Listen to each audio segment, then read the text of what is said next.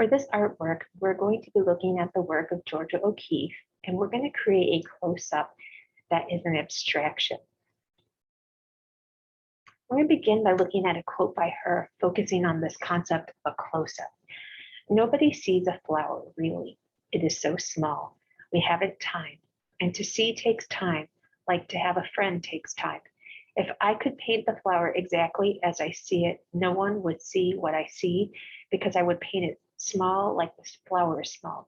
So I said to myself, I'll paint what I see, what the flower is to me, but I'll paint it big and they will be surprised into taking time to look at it. I will make even busy New Yorkers take time to see what I see of the flowers. Well, I made you take time to look at what I saw, and when you took time to really notice my flower, you hung all your own associations with flowers on my flower, and you write about my flower as if I think and see what you think and see of that flower, and I don't.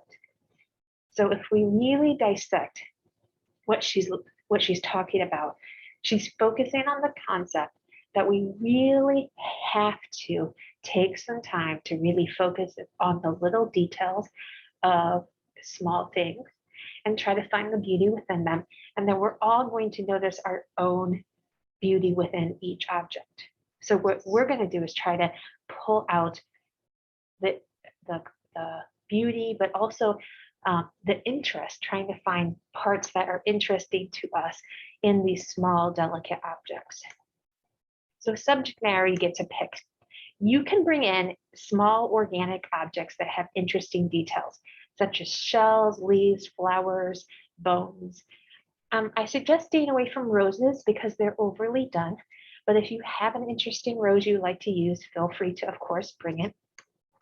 You can bring more than one thing in. I'd say that you could even combine objects together, but I would make sure that they relate in some sort of way. I wouldn't grab 3 random objects and put them together. They might all have a relationship, like example of the shell.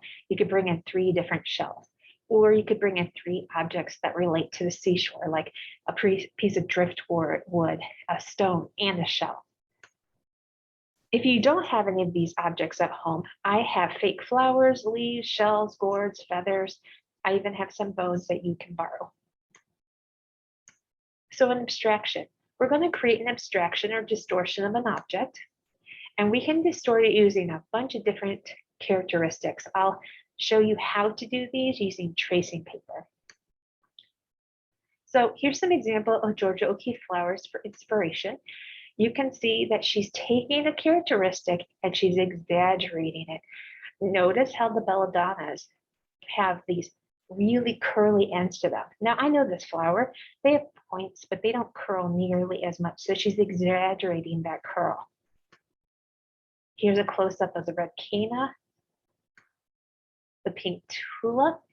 When I look at this, I wouldn't even know it was a tulip other than maybe the center part of it. Here is a series that she made. She made several different paintings of a plant called Jack in the Pulpit. And you can see how each of them are different through exploration of the abstraction. You can use bone more realistically. So this is like a jawbone with some rocks. So combining objects together. Here is from her pelvis series. This is an opening in a pelvis bone. Here's another one. Here's another one that could be inspired by bone, but she's abstracted it so much that you really don't even see it anymore. We use leaves, look at the patterns of leaves. Overlapping leaves. Your objects can take on the quality of them. So seaweed, notice how it flows. You can make the objects more geometric. I'll show you ways to do that.